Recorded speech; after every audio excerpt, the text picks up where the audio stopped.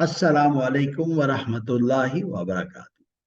सूरह फातिहा ये हमारा सेकंड सीरीज शुरू है। इस सीरीज के अंदर हम मुख्तलिफ एंगल से सूरह फातिहा को समझ रहे हैं। आज हम ग्रामर के पॉइंट ऑफ व्यू से जो अदद होते हैं, यानी सिंगुलर और प्लूरल, इसको हम देखेंगे अरबिक और उर्दू में क्या डिफरेंस है, किस तरीके के साथ सिंगुलर प्लूरल बनाए जाते हैं। अच्छा, इंग्लिश में हम देखते हैं देयर आर थ्री मेथड्स। या तो आप एस लगा दें जैसे बॉयज से बॉयज, या ई एस लगाएं बस से बसेस, या वी ई एस लगाएं जैसे थीफ से एफ निकाल के उसको आप रिप्लेस करते हैं वी एस। एक चौथा मेथड भी है जो कि आपको रटना पड़ता है, जैसे चाइल्ड से चिल्ड्रन, पर्सन से people, foot feet, man man, mouse माइस। इसका कोई तरीकेकार नहीं है, ये आपको याद करना पड़ेगा। अब हम आते हैं अपनी जुबान उर्दू की तरफ। उर्दू में हम देखते हैं हमारे पास अल्फाज हैं वाहिद, किताब, इमारत और मस्जिद। अच्छा, अभी इसी के अगर हम जमा बनाएं तो किताब की जमा क्या आपके जहन में आती है? जी बिल्कुल सही, किताबों, किताबें। एक और भी जमा है कुतुब। सो उर्दू में हम देखते हैं कि एक लफ्ज के तीन अंदाज बनते हैं प्लूरल के जमा के। वाउनून, यानून, या फिर आप एक बिल्कुल ही डिफरेंट, इसको आपको याद करना पड़ता है जैसे कुतुब है, यानी किताब में से अलिफ आपने निकाल दी। इमारत की जमा करें तो इमारतें, इमारतों और इमारात। अब आप देखें वाव नून या नून दोनों अंदाज से इमारत की जमा बनती है। और इमारत में कुतुब में तो अलिफ निकाल दिया था, और इमारत में आपने अगेन अलिफ निकाला नहीं बल्कि ऐड कर दिया, सेकंड लास्ट पे आपने अलिफ ऐड किया है। मस्जिद से मस्जिदों, मस्जिदें और मसाजिद। अब इसमें भी आप देखें तो मस्जिद में आपने थर्ड पे अलिफ ऐड कर दिया। ये जो आप देख रहे हैं किताबों, इमारतों, मस्जिदों, ये बता रहा है कि हमारे पास वाव नून ऐड करें, किताबें, इमारतें, मस्जिदें, या नून ऐड करें तो हमारे पास ओरिजिनल वर्ड मेंटेन रहेगा। किताब, इमारत, मस्जिद मेंटेन रहेगा। वाव नून ऐड कर दें तो किताबों, इमारतों, मस्जिदों, कोई फर्क नहीं आया किताब, इमारत, मस्जिद में। या यानून ऐड कर दें तो किताब से किताबें, इमारत से इमारतें, मस्जिद से मस्जिदें। इन अल्फाज को हम कहते हैं जमा सालिम, यानी वाहिद लफ्ज मेंटेन रहता है और आखिर में हम या नून या वाव नून ऐड कर देते हैं, तो इसको इंग्लिश में रेगुलर प्लूरल भी कहते हैं। जबकि कुतुब, इमारत, मसाजिद, अब इसमें कुछ अल्फाज या तो निकाले जाते हैं या ऐड किए जाते हैं। इसको हम इंग्लिश में कहते हैं इरेगुलर प्लूरल और उर्दू में कहते हैं जमा मुकस्सर। ठीक है ना? तो बड़ा ही आसान है उर्दू से अरबिक, उर्दू में वाहिद से जमा बनाने का।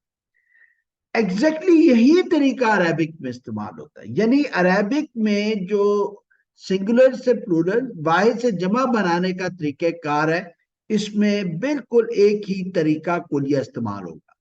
हम नमाज में पढ़ते हैं अल्हम्दुलिल्लाहि रब्बिल आलमीन।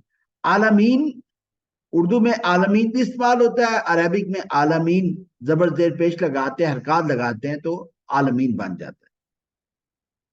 खास हमद है अल्लाह के लिए। क्या, कौन है अल्लाह? जो रब्बुल आलमीन है, आलमीन का रब है। तो ये उर्दू में एग्जैक्टली सेम इस्तेमाल होता है तरीके का। नमाज में सूरह फातिहा में हम पढ़ते हैं आलम और जलालत। आलम का जमा उर्दू में क्या बनेगा? आलमीन। जलालत की जमा बनेगी जलालत, जालिम। ठीक है कि नहीं? अब हम अलामत देखें तो यानून ऐड हो रहा है, और अरबिक में देखें तो हम सिर्फ एराब हरकत लगाते हैं, जबर जेर पेश, तो एग्जैक्टली आलमीन आलमीन ही लिखा जाएगा, जालिन जालिन लिखा जाएगा। तो हमें समझ आएगी उर्दू और अरबिक में वाहिद से जमा बनाने का जो तरीक़ेकार है बिल्कुल एक जैसा है। यानून लगा दें, जिसकी दो मिसालें हमारे पास नमाज में सूरह फातिहा में है, या वाउनून लगा दें, या जमा मुकस्सर। इंशाल्लाह जैसे जैसे मिसालें आती रहेंगी वाउनून वाली और जमा मुकस्सर की, वो भी हम नमाज में इसको आगे देख लेंगे। अच्छा, अभी आप देखिए हर्फ है एक ऐन, एक है लाम, एक है मीम। तो ऐन एक वाहिद हर्फ है, लाम एक वाहिद हर्फ है, मीम एक वाहिद हर्फ है। तो उर्दू में हमारे पास सिंगुलर होता है, वाहिद होता है, इंग्लिश में सिंगुलर होता है। दूसरा हमारे पास प्लूरल होता है, यानी दो या दो से ज्यादा अल्फाज, उसको हम प्लूरल कहते हैं, जमा कहते हैं। अरेबिक में थोड़ा सा डिफरेंस है। मैं रिपीट कर रहा हूं, उर्दू और अरबिक में दो या दो से ज्यादा अल्फाज को हम प्लूरल कहते हैं, जमा कहते हैं। अरबिक में जो दो अल्फाज हैं इसको तस्निया कहा जाता है। ठीक है जी। रिमेंबर, तस्निया और पेयर में फर्क है। पेयर होता है जोड़ा, एक ही चीज का जोड़ा, उसको पेयर कहते हैं, उसको तस्निया नहीं कहेंगे। तस्निया होता है दो, दो अलग चीजें, ठीक है ना, दो किताबें, ठीक है ना, दो मुख्तलिफ साइज के जूते, ये तस्निया होंगे। तो अरेबिक में तस्निया का एक और तरीकेकार है, वो इंशाल्लाह हम जमायर में भी तस्निया डिफरेंट होता है, जमा में भी इसका तरीकेकार डिफरेंट होता है, वो आगे जाके हम देखेंगे।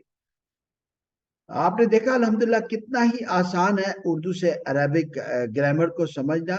और आप देखेंगे कि अगर हम सिर्फ गौर से नमाज की तलावत करें और पढ़ें तो हमें समझ आएगी कि इसके अल्फाज, इसके मायने, इसका तर्जमा समझना कोई मुश्किल काम नहीं है। बस थोड़ी सी तदब्बर की जरूरत है, डेलिब्रेशन की जरूरत है।